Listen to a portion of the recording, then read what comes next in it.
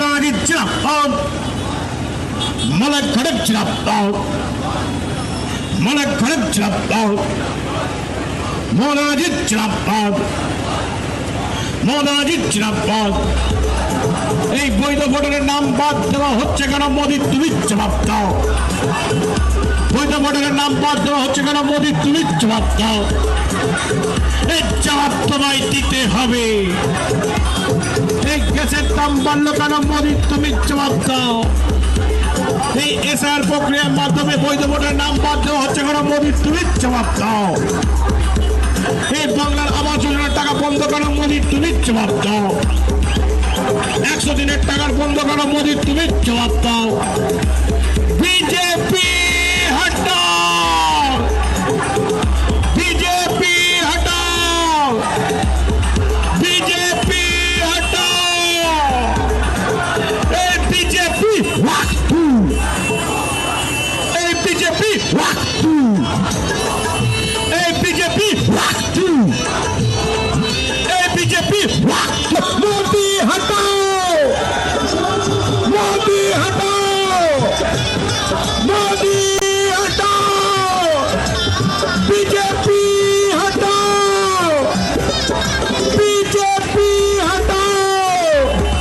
আরে আমাদের পথ চলতি যারা সাধারণ মানুষ, সাধারণ নাগরিক যারা যাচ্ছে, আজ হয়তো তাদের একটু অসুবিধা হবে, কিন্তু আমরা ক্ষমা চেয়ে নিচ্ছি।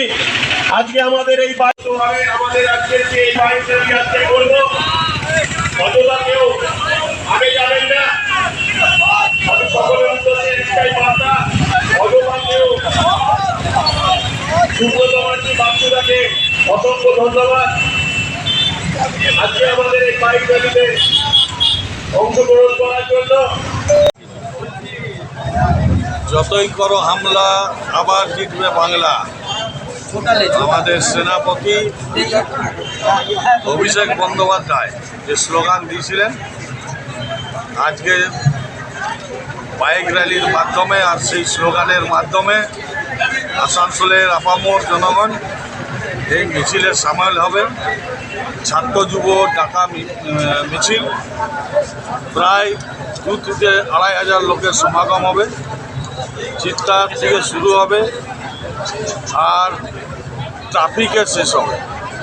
তাই এই ঐতিহাসিক র্যালিতে আমরা সবাইকে সাদর আমন্ত্রণ জানাই।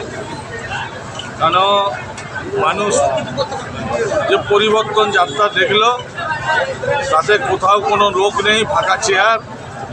তো সেই পরিবর্তন যাত্রার এগেনস্টে আমাদের প্রত্যাবর্তন যাত্রা পুনরায় চতুর্থবারের জন্য মাননীয় মুখ্যমন্ত্রী মমতা বন্দ্যোপাধ্যায় ওই মসনদেই বসুন।